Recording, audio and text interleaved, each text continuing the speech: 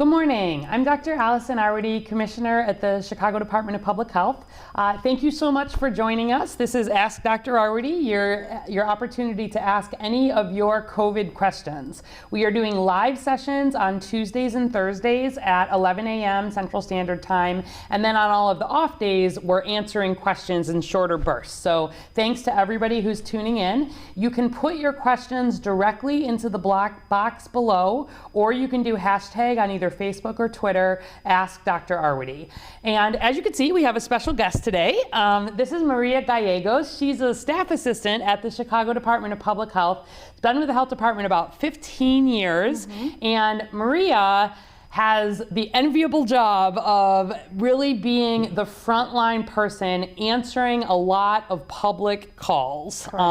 So tell us just a little bit about, what your job is like and how it's changed in the time of COVID. Oh, okay. Well, thank you for having me here. I am a staff assistant for Dr. Arwady, Commissioner's office. And my job is, as she mentioned, well, it's first administrative. I pretty much manage your calendar.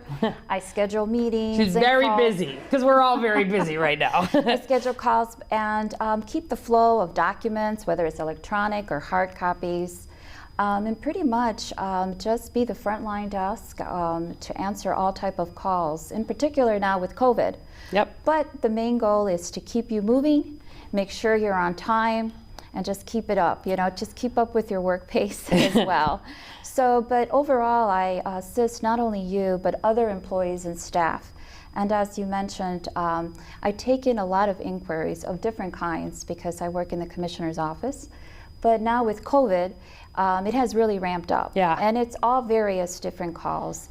The calls have evolved since March from, at the beginning, what are the symptoms of COVID? Where do I get tested is a big main one. Where now is the data? What do I do if I'm sick or if a family is sick? I remember when we were in for 2 weeks. What should I be doing? What can I not do? If I have a business, what should my employees be doing? I have somebody that's sick. It's just an array of many questions. Now with the travel order in place, that's another one. As far as testing is a big one. We get a lot of that. I usually work with the callers, especially if they are online. I would go with them as far as the computer. I tell them to click on this button, you'll find Where do you send them? I send them to chicago.gov/coronavirus. Exactly. So, and we go through that. And I've been very kind of happy with Chicagoans because they have been very proactive. They want to know the information. They want to make sure that their family members don't get sick, especially employers. In the beginning, they really wanted to know what to do proactively to maintain a non-COVID environment, especially if one of their employees got sick, where to go. So I was very, very happy getting all these phone calls. And so I pretty much triage and see where certain calls get, especially even via email.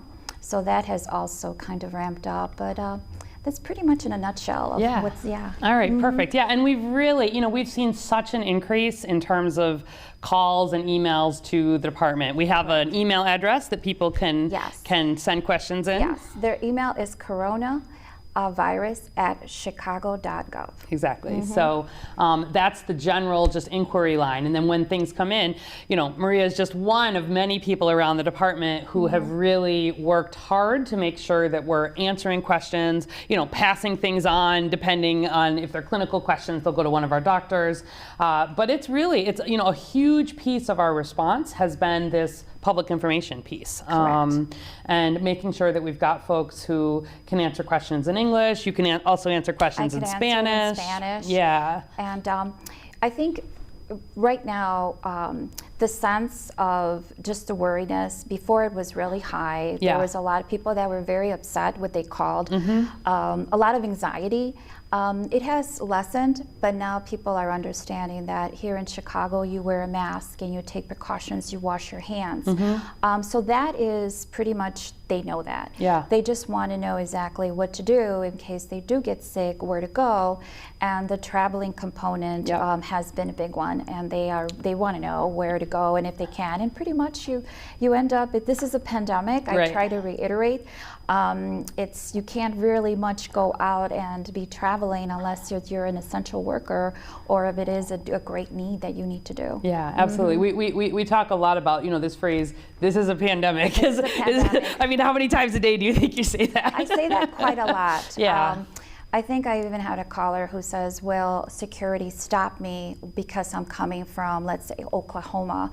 And I have to say, we haven't gotten to that point. Let's hope that we haven't. We'll never will. But, this is a pandemic, sir. You need to quarantine. You need to wear your mask when you're going, and things of that nature. Yeah. So yes. Absolutely. All right, good. So if you have questions, specifically for this public outreach component or anything else about the work that Maria Gallegos and colleagues do, put those in. Otherwise, she'll be asking me questions directly in a minute. But let's go ahead and take a look at our latest data and see where we are. So as always, as you heard, chicago.gov/coronavirus is our one-stop shop for all things related to COVID. And we update that frequently. Right up at the top is the latest data, and that's where you can go and get to our dashboard and get to our hospital data and everything else you would like to find. And you can also get directly there by going to chicago.gov/COVID-. So if we go there, and we can pull this up, do we have it up? You can see that our citywide positivity rate, and again, this is the test positivity rate. This is what the Illinois Department of Public Health uses to compare across regions. And you might have seen in the news that there are a couple of regions in Chicago that have had to have some restrictions going back in place because that positivity rate has been consistently over 8%. Ours is holding steady. It's at about 5.1%. You can see a week ago it was at 5%. We'd really like that number under 5% and staying there, if at all possible. But that is our test positivity rate, the number of positive tests divided by the number of tests that are done. And you can see that our daily test number actually continues to go up. So our 7-day rolling average for tests just here in the city of Chicago is at 8,157 today. You can see a week ago it was at about 7,700, so we've seen about a 6% increase in tests done just over the last week. Our cumulative cases are at 69,000, and you can see our 7-day rolling average is now up to 341 cases per day. And that's concerning. A week ago, if you look, we were at 318, so that's about a 7% increase in cases at the time where we had about a 6% increase in tests and positivity staying flat during that time. So we know it's not just that we're testing more because the positivity hasn't really come down. We actually are seeing some more COVID. So not as much and not as out of control as we're starting to see, certainly in some other states, but also even in some other parts of Illinois, there are regions that are increasingly in concern. So that's what our overall data is looking at. If we look at the daily by demographic tab up here on the left, we can look and see that, again, in the city of Chicago, so this is where we compare not just the number of tests, but the people who are tested. So while we're doing more than 8,000 tests a day at this point, a lot of those are actually in people getting repeat tests. So those may be people who are getting tested multiple times because they're healthcare workers, or they're people who are having multiple exposures and coming in, or maybe they were negative once and they're coming back to test. So you can see that our people tested is actually relatively flat. It's at about 4,600 tests. And so we report both that person positivity, which is about 7.3%, meaning the number of positive tests divided by the number of people tested, as well as that 5%, which is the one that's more used to compare across the state. But that also, is up from last week. So not heading the way that we want to be heading, although the increase has been slow. Our deaths remain stable at 3 deaths per day on average. That's been in the 2 to 3 deaths per day range, for a number of weeks now. And you can see, if you look at these graphs on the upper right, we continue to just see this slow, gentle increase and have not really seen that turn around at this point. Our rate is at about 12 and a half cases per 100,000 per day, and we would like that to also turn around. So if we look just quickly, I'll show you here. You can click and see what's happening with age, and particularly if we bring this in like this to limit the cases, let's say to what we've seen, we'll just go to like July up in August. You can see in the red line here on the top, these are our 18 to 29-year-olds. You can click this button if you want to make that a little bigger. You can see the red line here shows our 18 to 29-year-olds still continue to be the group where we're seeing the the highest case rates, but actually we've seen some increase in this yellow. That's our 40 to 49-year-olds. So still younger people broadly having the bulk of our cases, whereas way down here in the pink and the gray, that's our 70 and 80-year-old plus. So that's good in terms of more cases being among younger people, because we've not seen any impact at this point on our hospitalization data. Our numbers of people who are in the hospital here in Chicago, both Chicago residents and non-Chicago residents, are still really the lowest that they've been since going all the way back to that early peak before COVID had started. So at this point, the hospital data continues to look good. The emergency room data looks good. The death data looks good. We'd like to see it come down even further, but at least we've not seen an increase. It's really just primarily the cases. And maybe the last thing we'll dive in on here is if we look at the race ethnicity data. Again, I've got it highlighted just for this July and August time period, and if I increase this, you can see the blue line here represents Latinx Chicagoans, and that is still where we are seeing the majority of our cases here in Chicago. And you can see that has actually been a little bit on the increase. And some of that is because I think people in Latinx communities have been getting tested well. There's been a lot of increase, we hear that from our investigators too, a lot of interest in getting tested, which is absolutely what we want. We're seeing higher positivity rates among this group and just a lot of spread, and especially in family gatherings and neighborhood gatherings more than we are in workplaces, long-term care, some of the sites that were early on. So, bottom line is that we continue to see a slow increase. It's concerning. And we are hoping to see that turn around. We've noted that if we get to a 400 case per day mark, that is really a point of some more concern for us. We would potentially need to pull back, even more on things like gathering size and some other pieces. So that's where we are in terms of our data. And I think with that, why don't we go ahead and turn to some questions. Great. Let's start. Let's see. Faith State from Facebook asks, what is the chance if someone is in their mid-70s gets the virus of them surviving? Okay, so this is about sort of survival, and that's we get. I know you get questions about survival all the time too. So first of all, let's kind of talk about what we know nationally and internationally, and then what we know here in Chicago. Right. So broadly speaking, we're still learning about what the survival rate is of COVID, to be perfectly frank. I think where it's going to land is probably in around the 99% survival rate for all comers, meaning that about 1 out of 100 people, maybe even a little bit less, die from COVID.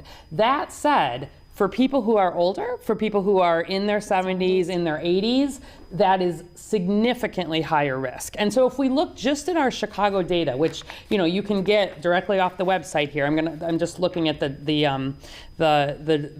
death characteristics. So we've had 2,855 deaths in Chicago, and 1,658, 58% of those have been in people over 70. So hugely disproportionate in terms of deaths impacting our 70-year-old plus.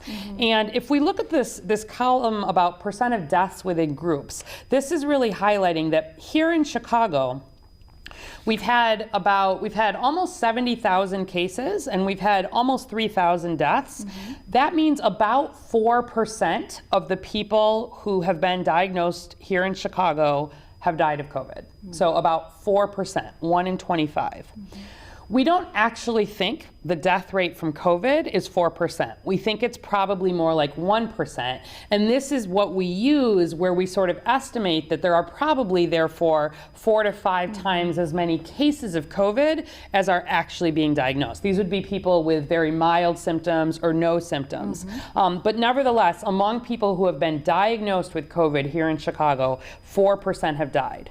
However, in people over 70 here in Chicago, 23% of the people who have been diagnosed have died. So almost 1 in 4 people in that age group who have been diagnosed in Chicago have died. And in contrast, you look at the 0 to 17-year-olds, it's 0%, right? Like two of the people who are 0 to 17 among the almost 4,400 cases, have died in that age group. And it really, if you look at the graph, it sort of goes up from there. So less than 1% in our people under 40, getting into the 1% range in that 40 to 49, in the almost the 3% range in people in their 50s, in the 8% range in people in their 60s, and then the 23% range for people in their 70s and over. And it just continues to rise from there.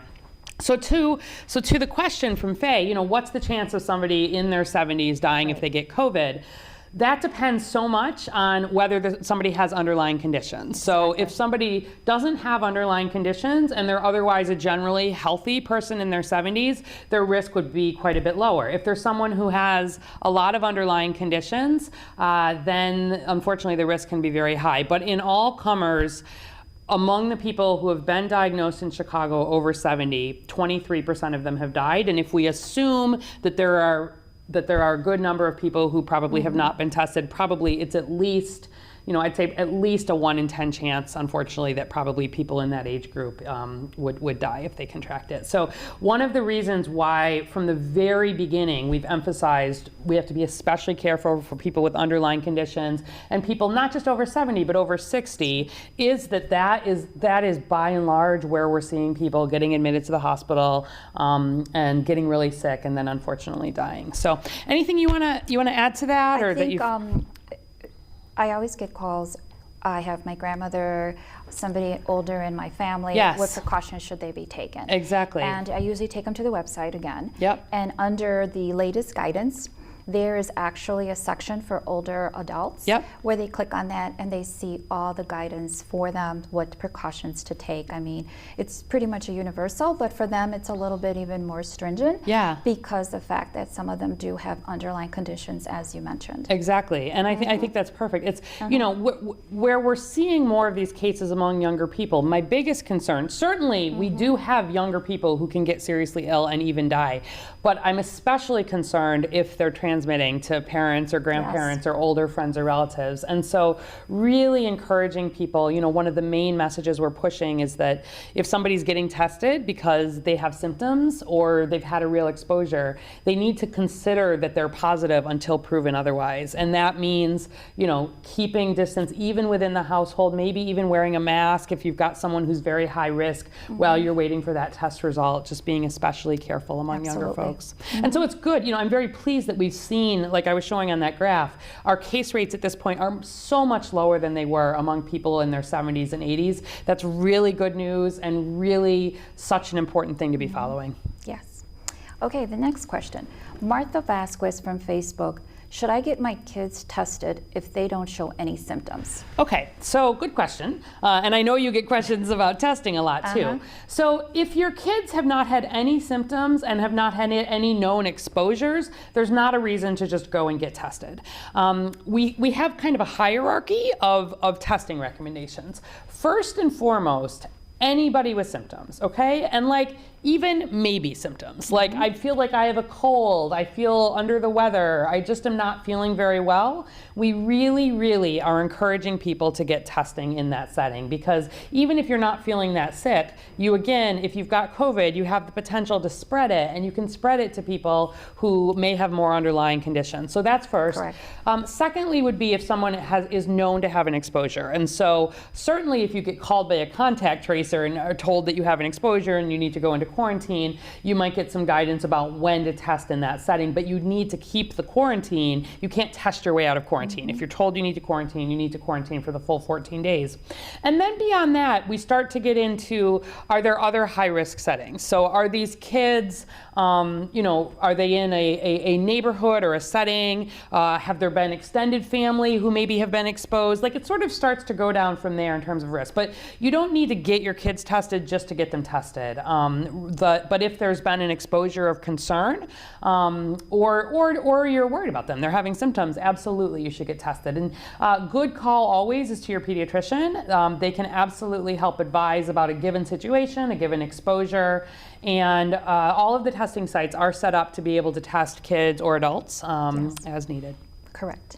And I think pretty much the calls that I get, it's usually in a setting where there's a daycare involved. Yes. And someone has been exposed. Yes. So that kind of triggers the whole entire thing of testing. Right. But that's pretty much all the calls that I get. It's usually in a daycare center and someone was tested positive. So that's what brings on the call. That's right. And that's a good point. The health department, we've been watching very, very closely cases in kids. We have a whole team that's focused especially on child investigations, and any time that we're seeing a case in a daycare setting, in a camp setting, now as we're starting to potentially see some of the private schools back, school settings, we're watching that very closely. And if we have a daycare where there's been an exposure, we then are sort of reaching out and making recommendations around testing and quarantine. But we've not seen a lot of spread actually in those settings, which has been reassuring. It's not that it can't happen, but we've not had major outbreaks at this point broadly associated. But it is a question that we get a lot. So good.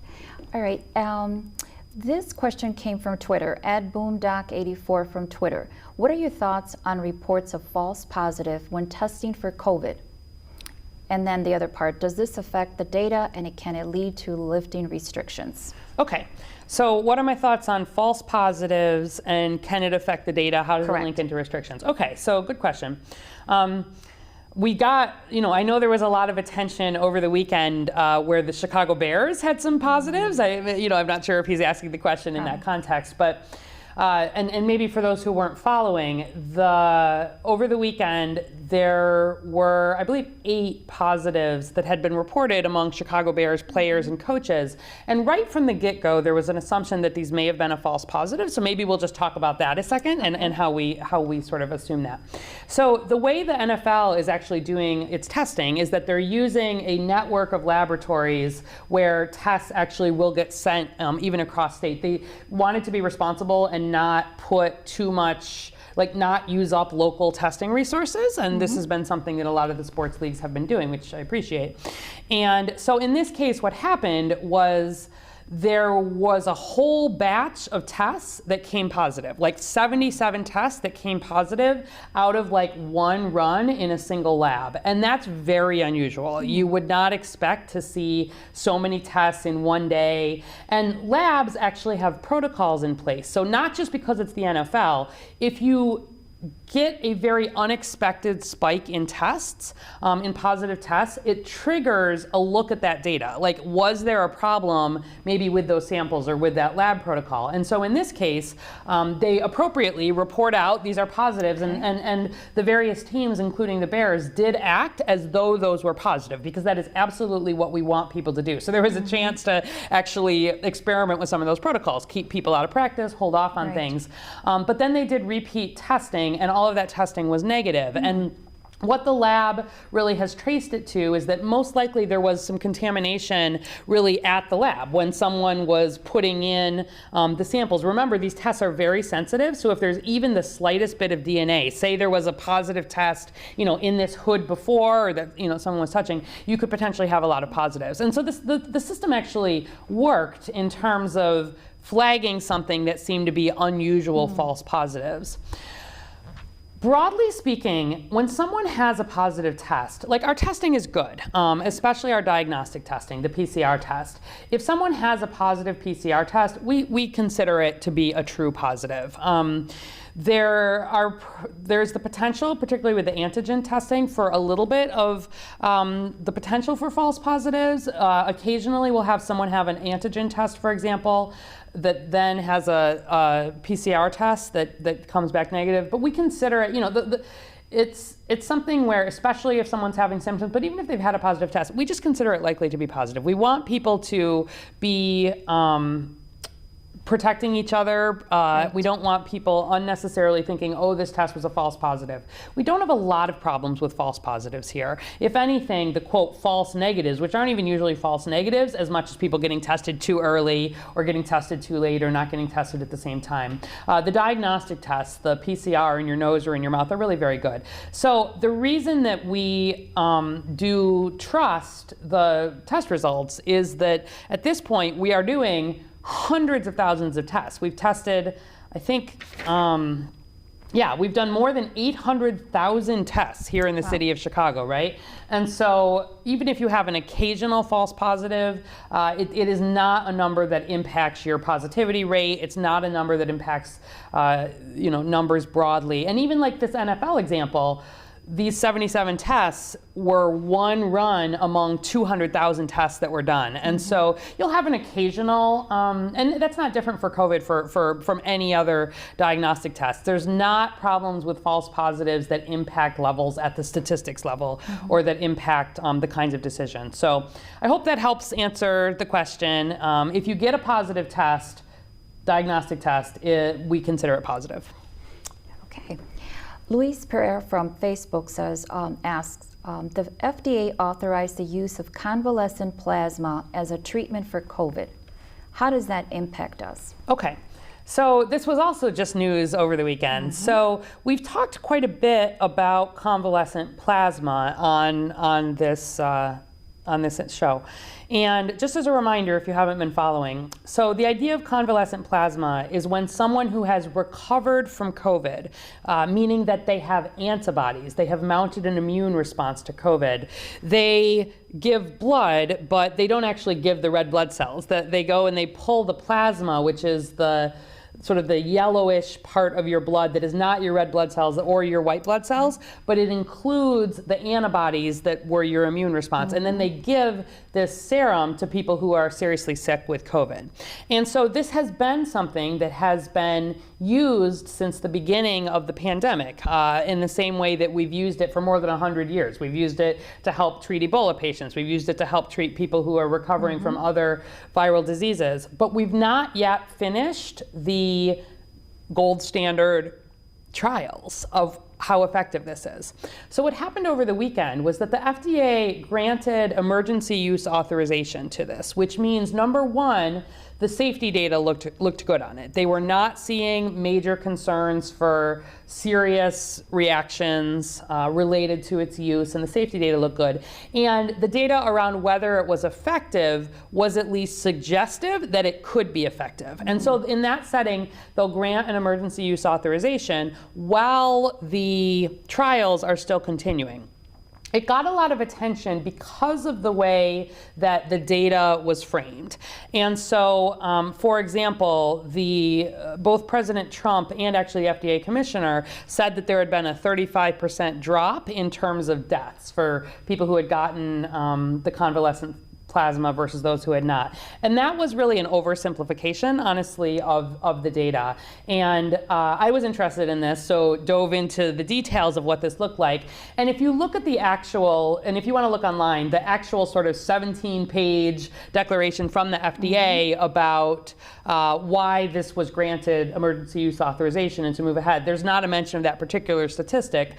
We think it actually came from a subset of data that showed that in people who were younger, who were not on ventilators, people who had gotten a higher level of the antibodies, meaning in the serum, versus a lower level, did have this sort of 35% reduction. But it's the difference between like a relative improvement versus an absolute improvement. And that is like deep in statistics. And so my my overall statement on it is that I think it's good news that the authorization has come through. It says, this may be something that shows some promise, but I want to wait until we really have the gold standard double-blind placebo-controlled trials. And that's the same thing for the hydroxychloroquine. That's the same thing for the remdesivir. For any of these trials, they sort of get this emergency use authorization. It says you can use this while we do the trials. So we're at the stage where the trials are still continuing.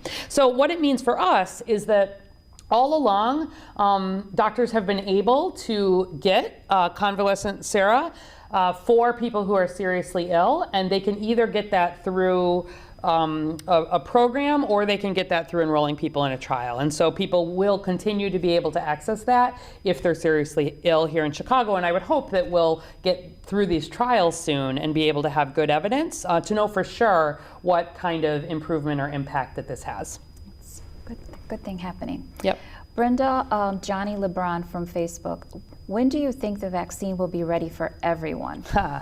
Okay, the million-dollar question. You get this question too, yeah. I know. So I don't have a crystal ball. I don't know for sure when it will be available for everyone. My best guess is that we probably will see multiple vaccine candidates. Probably, if we're lucky, 4, 5, maybe even 6, be able to be successful and kind of come to market. But that will all depend on them having the safety trials done and the effectiveness trials done in these phase 3 trials, which are the largest, really the proof is in the pudding when you do a phase 3 trial. That's when you enroll thousands of people and you basically give half the people a placebo and half the people the real vaccine. Placebo means like just saline, like not a real vaccine. You give half the people a dummy vaccine, half the people a real vaccine.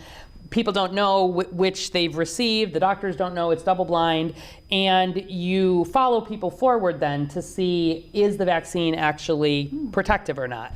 And so the University of Illinois at Chicago actually just yesterday gave its first doses for our first phase 3 trial for a coronavirus vaccine here in Chicago. So really exciting news. They are enrolling at University of Illinois Chicago. They're enrolling up to 1,000 people here in Chicago. And that's around that'll include about 30,000 people around the U.S. And they're really still looking for volunteers for that trial.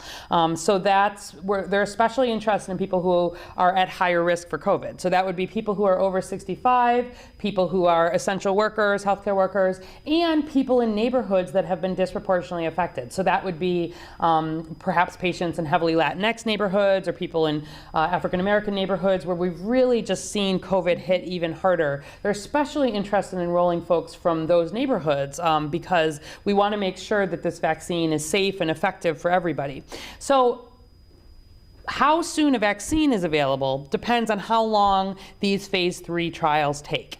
And my guess, while there is still a lot of COVID in the US and around the world, ironically, those phase 3 trials don't take as long because you have to wait for a certain number of people to basically become infected. And then you open the trial and you say, was there a difference? Like you wait until a certain number of people are, get infected with COVID, and then you unblind it and you say, hopefully that all the people who got COVID or most of the people who got COVID were in the dummy vaccine arm as opposed to the real vaccine arm, and that the vaccine was therefore protective. It's like, does it actually work in the real world?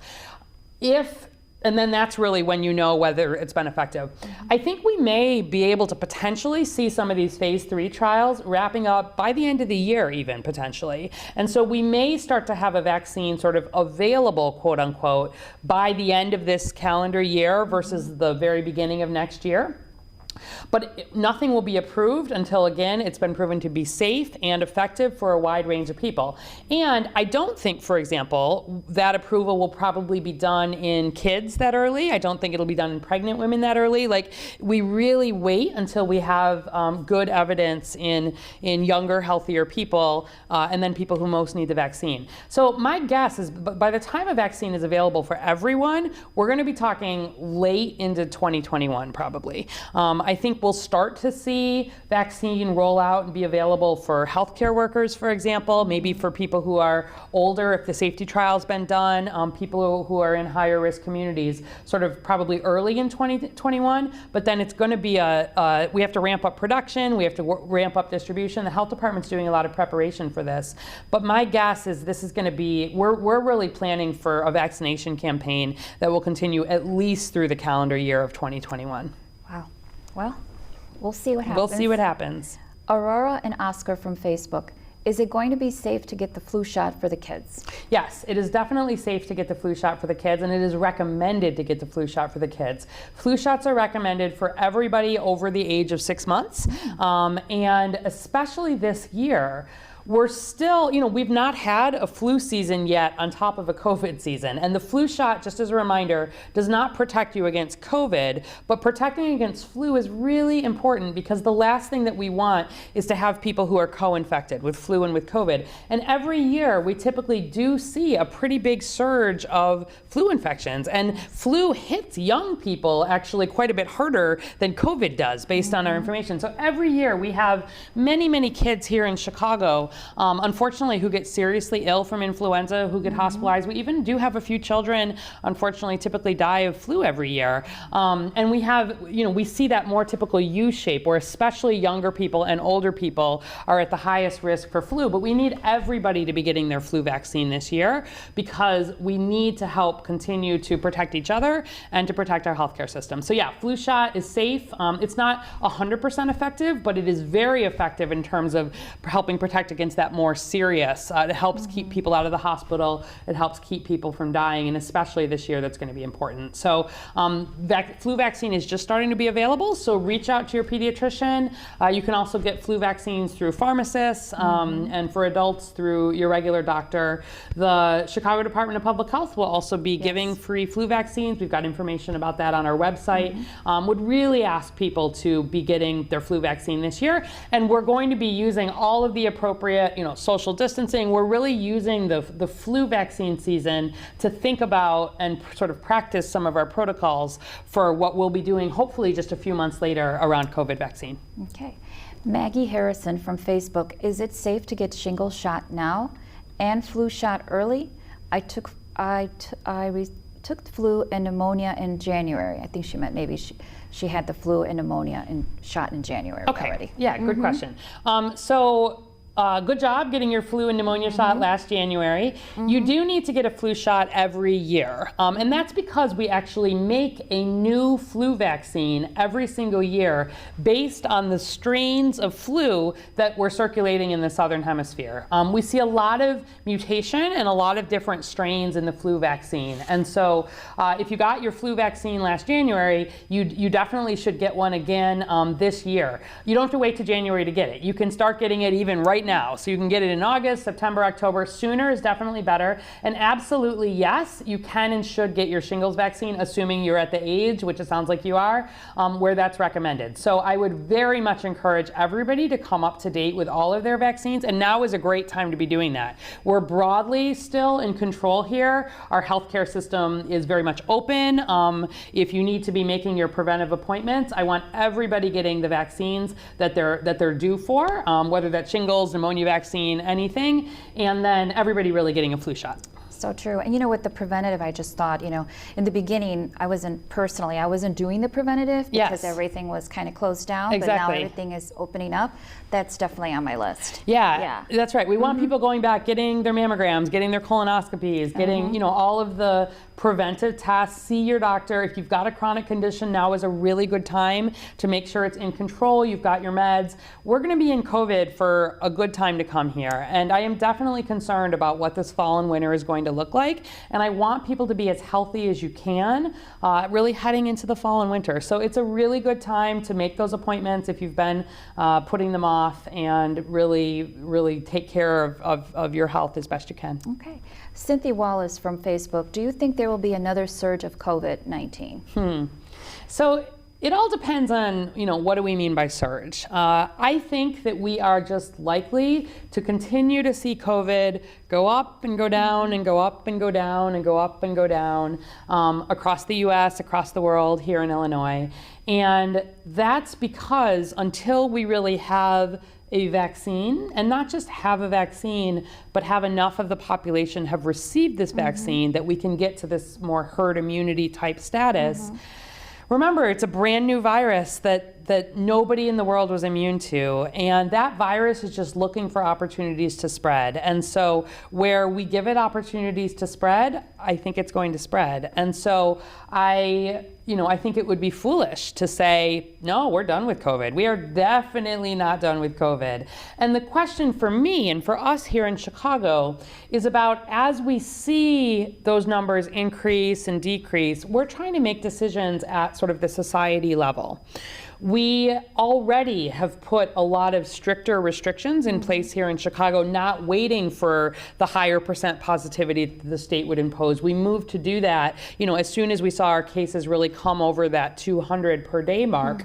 And we are, if we get to a point where the numbers are not looking good, where we're seeing a more rapid rate of increase like we were previously, or especially we start to see burden on our healthcare system, we will be quick to pull back here. And I think that's the right thing, not just in Chicago, but for everyone to do. We're stuck with this at this point for, I think at least a year and a half to 2 years at some level. And this new normal is not what anybody wanted, but it's what we have. And so I'm very pleased, when I talk to you and hear people are broadly wearing the masks, delaying travel to places that are just not in good control right now, being careful with folks who are older, doing the hand washing.